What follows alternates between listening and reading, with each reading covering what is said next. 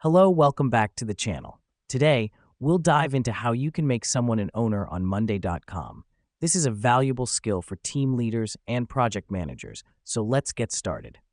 First off, sign into your Monday.com account. This is where all the magic happens. By logging into your account, you're accessing the control center of your team's tasks, projects, and collaborations. Now that you're in, navigate to the admin section, typically found in the left-hand menu. The reason we do this is because the admin section is where you can manage users and their permissions, which is exactly what we need.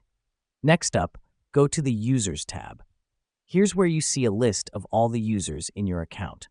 By selecting this, you're opening up the door to customize roles and access rights.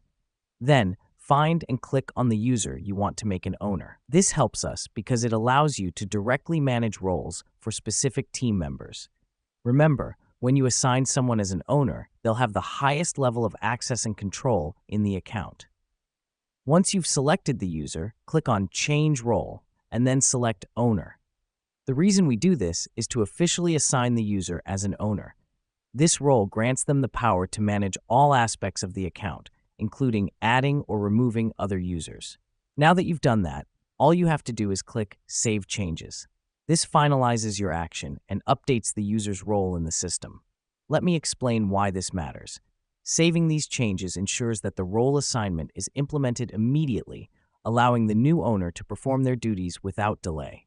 To wrap up, all you need to remember is log in, go to Admin, find your user, change their role to Owner, and save. It's that simple. Thanks for joining me today, and remember, knowing how to manage roles on Monday.com is a key skill for any effective team leader. Catch you in the next tutorial.